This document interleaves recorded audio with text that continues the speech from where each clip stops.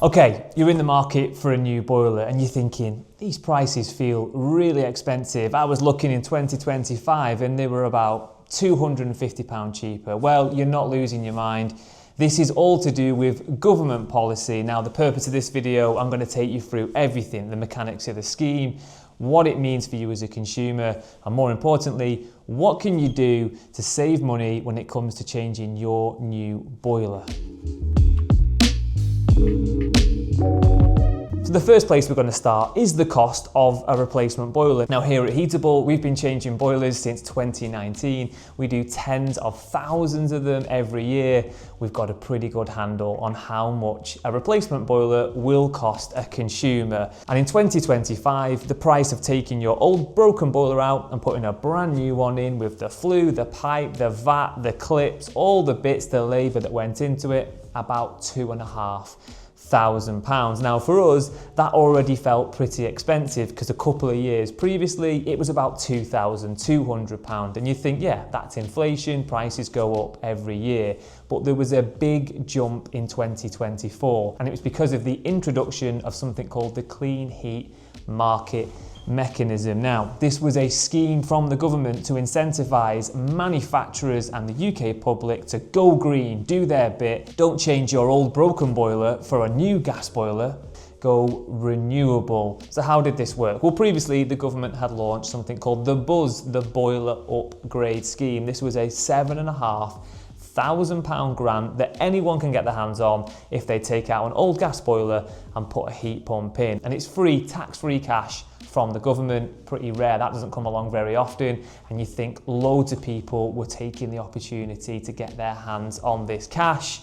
The reality, it was pretty poor. Now the UK boiler market, that's about 1.2 million boilers every year get replaced. The clean heat market, so air source heat pumps, ground source in the able to pay space, that's about 40,000. So there is a huge drift here, and the government was looking at ways to address that. This £7,500 tax-free grant just wasn't cutting it. They got round a table and they came up with an idea: tax the manufacturers. That'll work. So what were the mechanics of this clean heat market mechanism stealth tax? Well, essentially, for every 100,000 boilers that a manufacturer produced, 6,000 of them needed to be a clean heat product, and every boiler over that 6,000 threshold incurs a fine. Now, to make this more complex for the manufacturers, the government had the brilliant idea of excluding new build from the quota. Now, if you didn't know, new builds make up around half of all heat pump installations because these properties are built from the ground up to accommodate a low temperature, high efficiency, renewable heat source. And that's where the biggest market is. The retrofit space is where the problem is. That's where the expansion is pretty poor, but we are making headway when it comes to the future home standard and these new eco properties. But they are excluded, and the government left manufacturers with the able to pay market and some grants and schemes. Now, manufacturers, they're trying hard, but they are nowhere near this 6% threshold. Now, more interestingly, the fines were pretty eye-watering. £500 per boiler that didn't fall into that quota. Manufacturers aren't achieving these numbers. These fines came into play. Now, how manufacturers dealt with this tax essentially was take the lump sum fine, divide it across all production, and then added that onto the price of the product. So in 2025, we saw increases across the range of £120 plus VAT, because on replacement boilers, there is VAT to pay. So the government's getting 2 bites of the cherry, and all that cash go straight in their pocket. So that was 2025, but what has changed in 2026? Why have boilers gone up so much right now compared to last year? Well, this is all to do with those thresholds, those quotas, because the government saw that the manufacturers weren't achieving that minimum. They were getting lots of money from the fines, and rather than addressing the situation, what they did is turn around and say, put the quotas up, forget 6%, we're increasing it to 8%.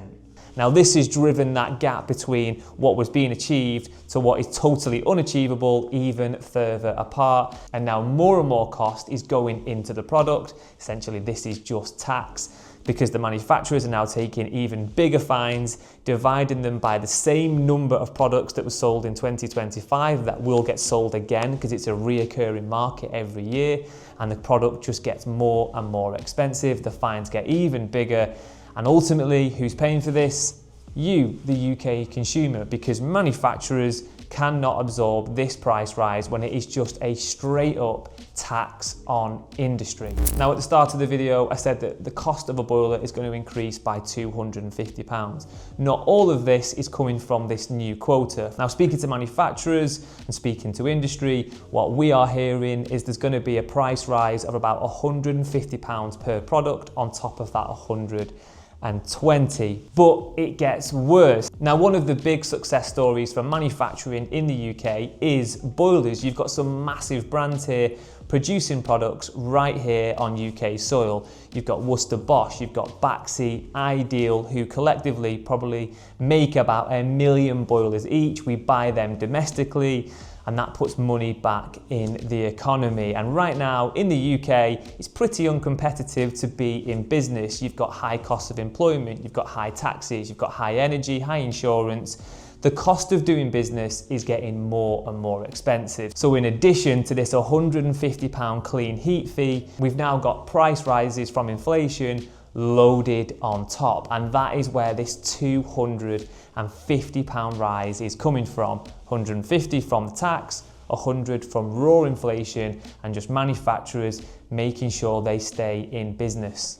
Now, this all sounds pretty doom and gloom, but there is lots of talk in the market about the potential that the clean heat market mechanism is going to get pulled from market and stripped out of the cost of a product. Now, this is all coming from the automotive industry and also a political movement which is starting to turn its back on net zero. In the automotive industry, we've seen that combustion engines, they were due to be cancelled in 2030. That's been pushed back to 2035. In Europe, it's gone back even further. Even here, the UK government planned to ban gas boilers, and then they've pushed that date back further and further every time it comes round for discussion. And there's also wider pressure on the cost of living, and people are starting to ask questions about the cost of net zero. We have set ourselves some pretty ambitious targets, and the people who are paying to meet them is you, the UK taxpayer, and politicians want to be popular, and they know there's some quick votes for cancelling net zero, and that could mean clean heat market mechanism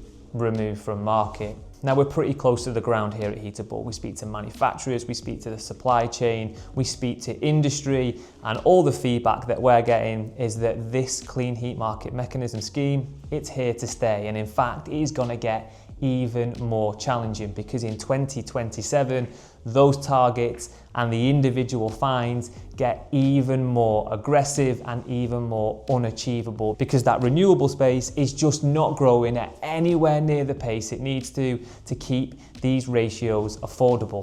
So what can you do as a consumer who is buying a boiler to try and mitigate some of these price rises? Well, here's a funny quirk of the scheme. I mentioned earlier that most of the UK boiler production is done domestically. We then consume that product domestically, and it's a real success story.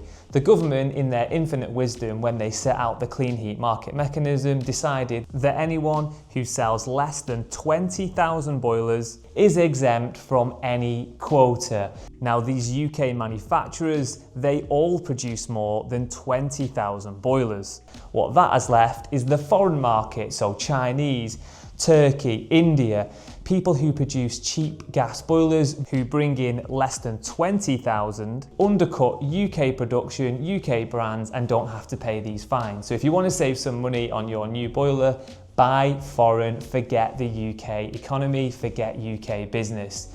If you don't want to do that, what can you do? Well, there is one brand who is meeting the quotas, and that is Vaillant. Vaillant are massive in the air source heat pump space, and because their sales are so high, they have met the minimum threshold just about. Now, this was in 2025. We have no word from them yet that in 2026 they're going to meet this new increased threshold, but right now, I'm filming this in 2025, Valent boilers do not come with a clean heat market mechanism tax. The only downside here is they're already a very premium product. You're probably going to pay £300 to £400 more for a Valent boiler than an equivalent size generic combi boiler from one of the lesser known brands. So if you're in that premium space, you're already paying a premium anyway.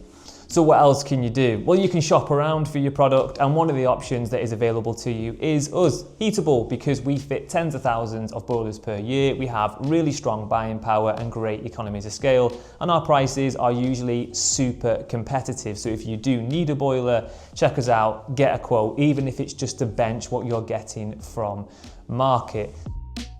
That's enough selling from me. Now, if you've enjoyed this video, please do give it a like. If you've got any questions, any comments, or you've got an opinion, drop it in the comments box below. And just check, are you subscribed to the Heatable YouTube channel? Because if you're not, you'll have missed this video, and you'll definitely miss the next one. And on the subject of videos, you might like one of these on screen right now.